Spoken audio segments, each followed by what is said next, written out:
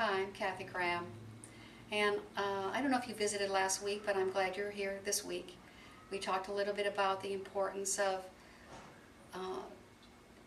really being connected to your child, having that interpersonal relationship where you're not in a disconnect place, removing those obstacles, i.e. the computer, the DVDs, the cell phones, and of course, the television.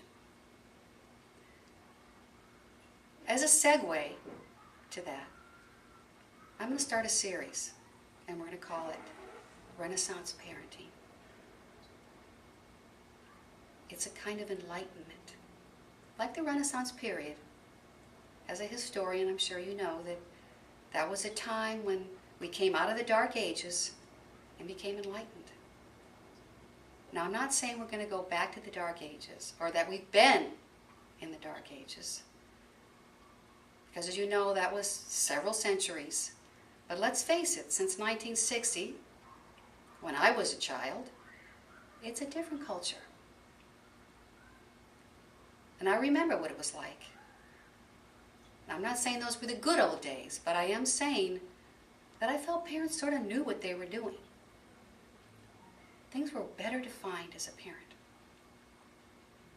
Parents were much more aware of what was expected from them. But you know, it's hard to be a parent now. At least I feel it is. Because you guys got a lot of obstacles to deal with on a daily basis. It's almost like the media has influenced not just your children, but even you. But you don't have to go that path. You can be enlightened. You can make a change. But you have to be aware. A kind of wake-up call, an awareness of how to teach your child. Because as we all know, children learn what they live. And discipline them in a loving way, to guide them. You know, the old saying, spoil the child when you spare the rod. Well, actually, you know what? That rod's not for hitting. It's for guiding. It's for loving. And it's for showing the way. But how do you do that? Big work. So you look for support. And so we're going to begin this series, as I mentioned before, called Renaissance Parenting. And every week we're going to talk about how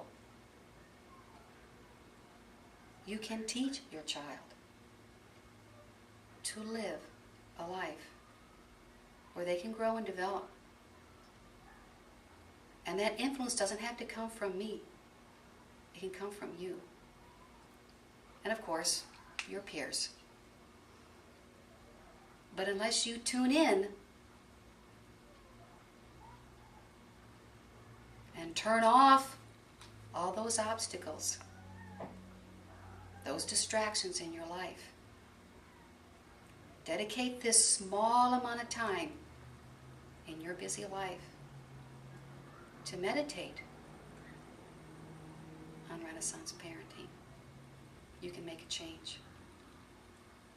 So let's revisit next week and see how that's going to happen.